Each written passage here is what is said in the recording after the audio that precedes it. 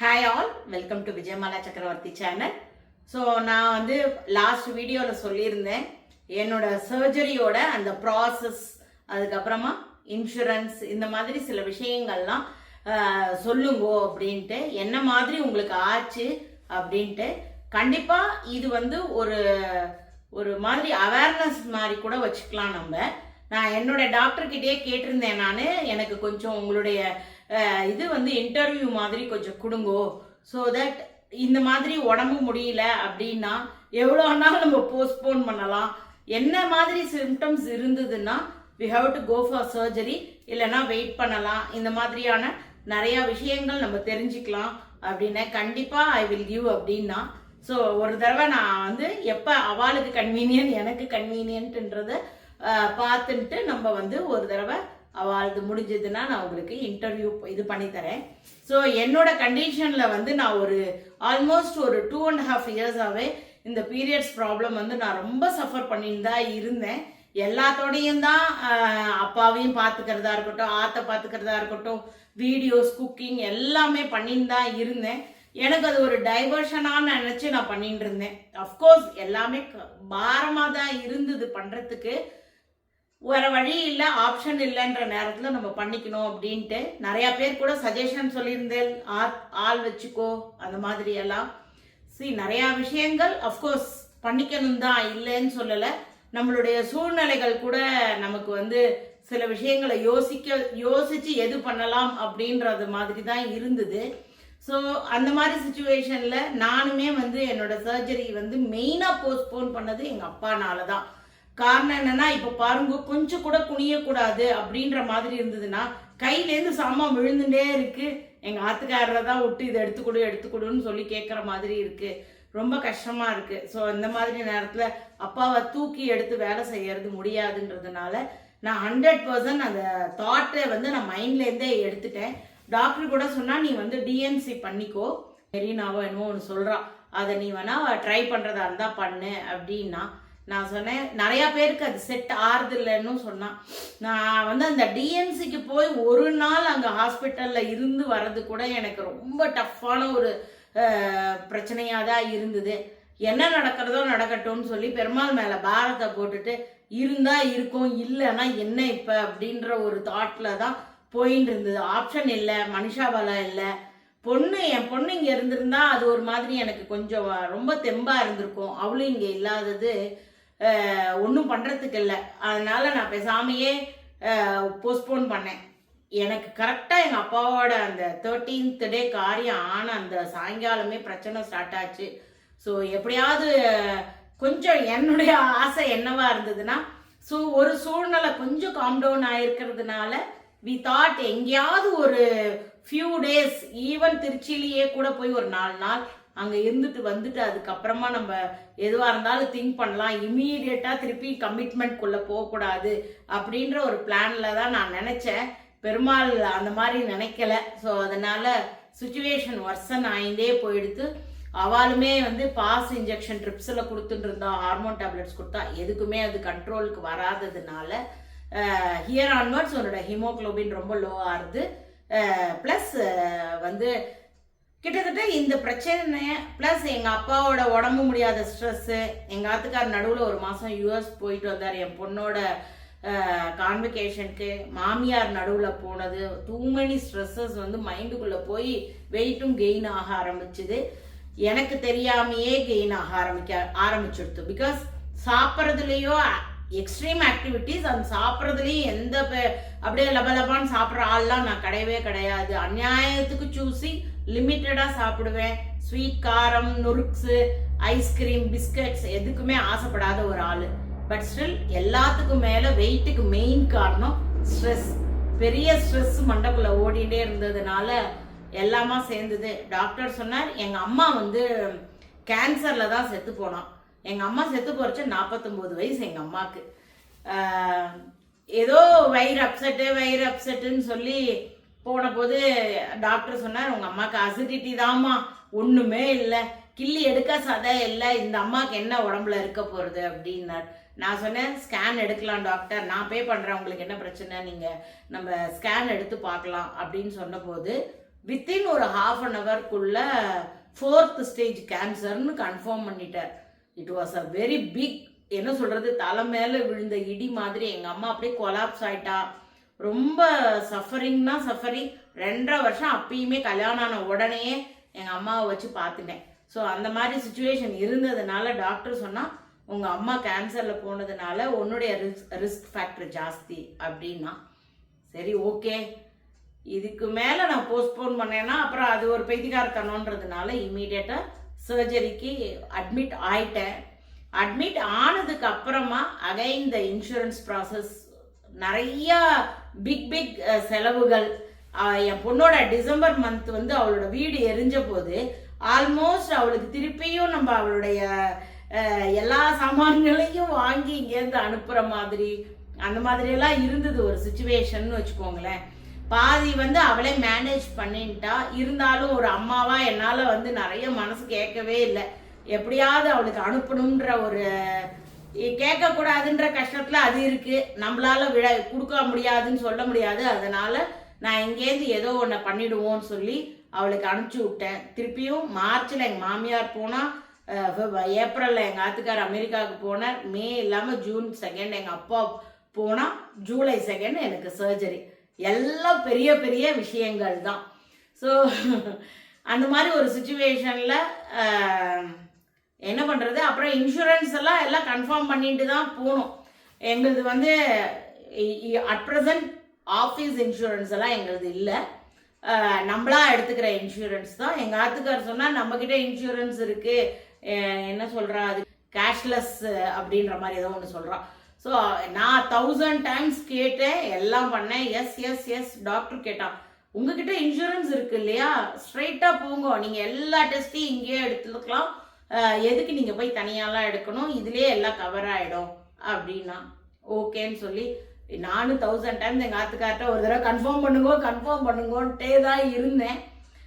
எவ்வளோதான் நம்ம உடம்போட இதெல்லாத்தையும் பார்த்துட்டு இருக்கிறது, சரி அவர் பார்த்துக்கிறான்ற ஐடியாவில் நானும் பேசாமல் இருந்துட்டேன். அட்மிட் ஆயாச்சு, எல்லாம் ஆச்சு.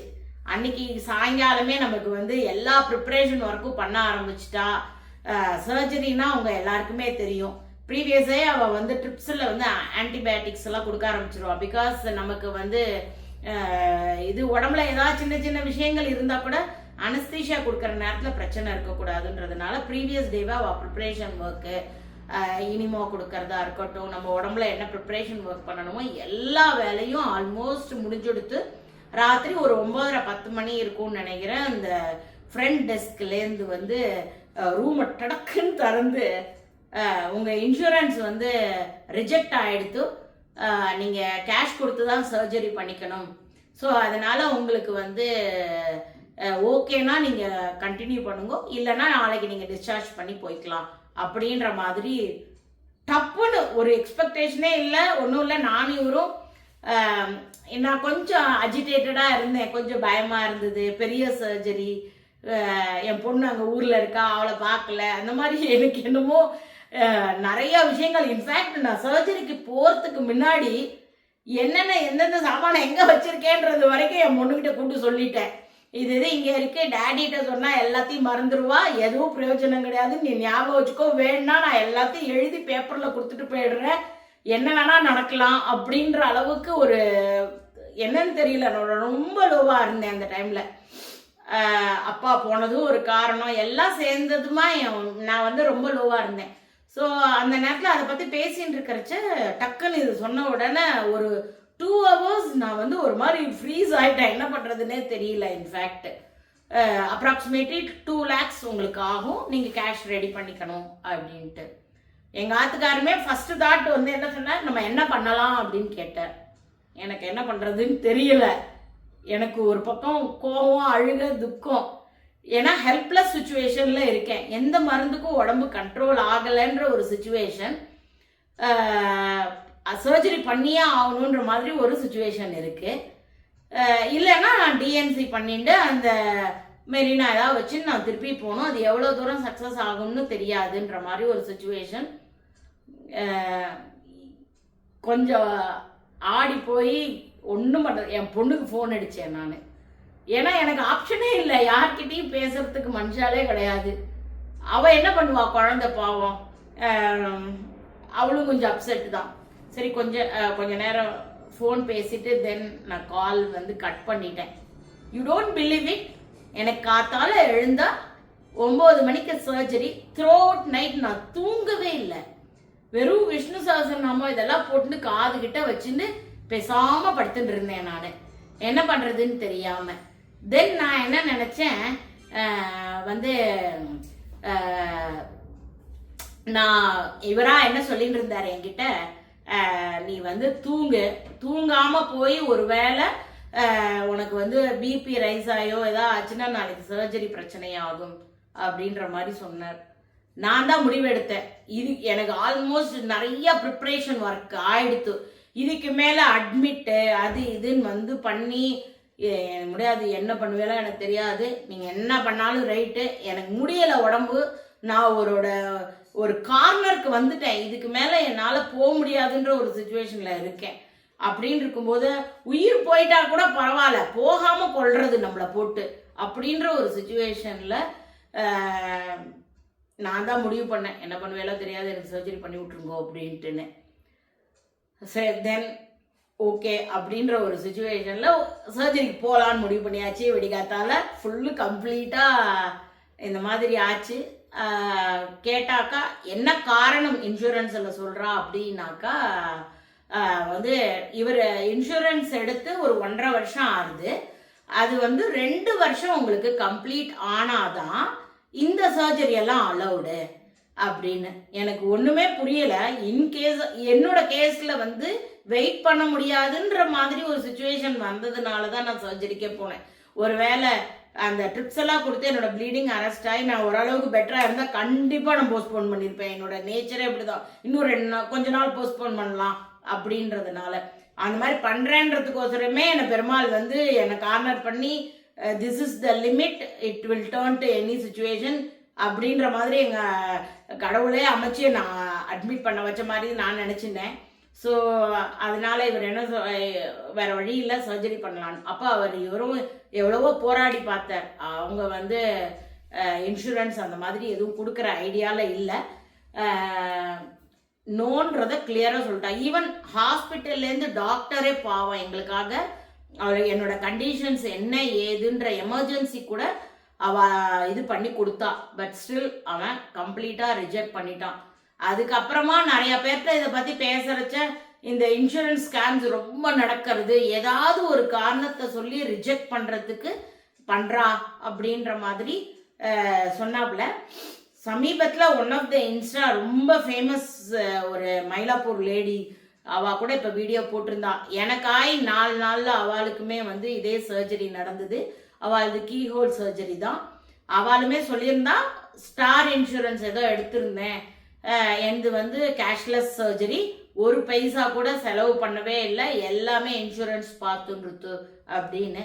எங்களுடைய கெட்ட நேரம், அது வந்து 1.5 வருஷம் தான் ஆயிருக்கு, அது கவர் பண்ண மாட்டோம் அப்படின்ட்டா. நம்ம பிளான் பண்ணி பண்ற சர்ஜரியா இருந்தா இன்னொரு 6 மாசம் இழுத்து அடிச்சுட்டு அதுக்கப்புறமா கூட பண்ணிட்டு இருந்தா ப்ராபபிளி இது பிரச்சனை இல்லாம இருந்திருக்கலாம். சூழ்நிலைகள் வெயிட் பண்ண முடியாதுன்ற மாதிரி போனதுனால சர்ஜரி பண்ணிக்கணும். பண விரயம் ஆகணும்ன்ற நேரம் இருந்ததுன்னா இப்படி எல்லாம் போகும், ஒன்றும் சொல்றதுக்கு இல்லை.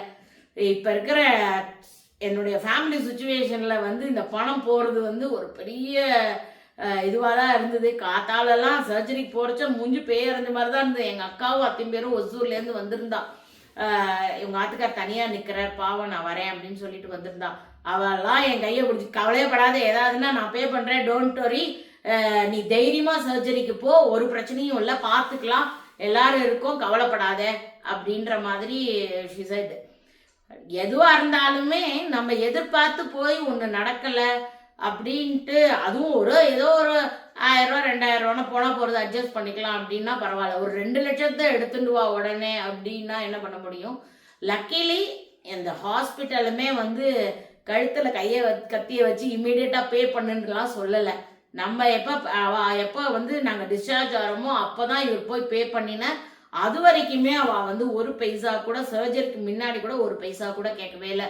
ஒன்லி மெடிசன்ஸ் இந்த மாதிரி சமாச்சாரங்கள். கீழே மெடிக்கல் ஷாப் இருக்கு, எழுதி கொடுத்தா நம்ம பே பண்ணி வாங்கின்னு வந்து கொடுக்குற மாதிரி ஏதோ இருந்ததே தவிர மற்றபடி நீ இப்போ பணம் கட்டினாதான் அடுத்த வேலைக்கு உனக்கு சர்ஜரின்னு பண்ணலை.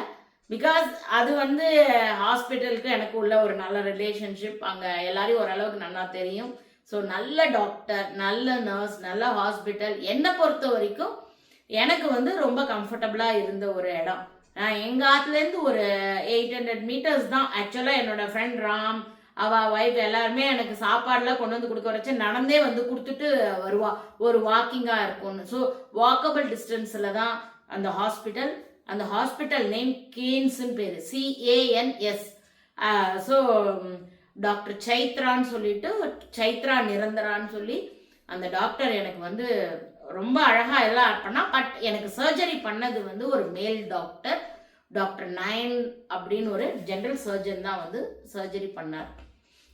ஈவன் அவள் முன்னாடியே எனக்கு சொல்லிட்டா, உனக்கு கீஹோல் சர்ஜரி ட்ரை பண்ணுவோம், அது உனக்கு சில காம்ப்ளிகேஷன் சி செக்ஷன் போது இருந்ததுனால, என் பொண்ணு டெலிவரி டைமில் இருந்த காம்ப்ளிகேஷன்னால எனக்கு வந்து அந்த ஸ்டிச்சஸ்லாம் ஒரு மாதிரி கிளம்ஸியாக இருந்ததுனால 50-50 சான்ஸ் தான்ற மாதிரி சொன்னான். 5 ஹோல் மேலே போட்டு ட்ரை பண்ணியிருக்கா, ஆர்கன்ஸ் ரீச் பண்ண முடியலன்னு சொல்லி அடி வயிற்றில் கம்ப்ளீட்டாக ஃபுல் கட் பண்ணிட்டு தான் எனக்கு சர்ஜரி பண்ணா. என்னோட சர்ஜரியில் கம்ப்ளீட் இதுதான் யூட்ரஸ் ரிமூவல் தான். பேர் என்ன, யூட்ரஸ் எடுத்தாச்சு, 2 ஓவரிஸ் எடுத்தாச்சு, ஃபெலோப்பியன் டியூப் எல்லாமே கம்ப்ளீட் சர்ஜரி தான். சில பேருக்கு வந்து ஓவரிஸ் விட்டுட்டு யூட்ரஸ் மட்டும்தான் எடுக்கிறா. என் கேஸில் கம்ப்ளீட்டாக சர்ஜரி பண்ணியிருக்கா. ஸோ இதோட கான்சிக்வன்சஸ் ஆஃப்டர் சர்ஜரியோடது வந்து என்ன மாதிரி, இப்போ வந்து இந்த ஆல்மோஸ்ட் இப்போ 4 வாரம் கம்ப்ளீட், 4-5 வாரம், இன்னியோட 5 வாரம் கம்ப்ளீட் ஆகுது எனக்கு. ஸோ இப்போ சத்திக்கு அதோட ஸ்லோ இம்ப்ரூவ்மெண்ட் ஓரளவுக்கு இருக்குது. எக்ஸ்ட்ரீம் வீக்னஸ் இருக்குது. கால் வந்து ரொம்ப வலி இருக்குது, வலது கால் வந்து. பிகாஸ் அதான் அவர் சொன்னார், கிட்டத்தட்ட 5 ஹவர்ஸ் சர்ஜரியில் காலை ஒரு பொசிஷனில் வச்சு தான் பண்ணுவோம்.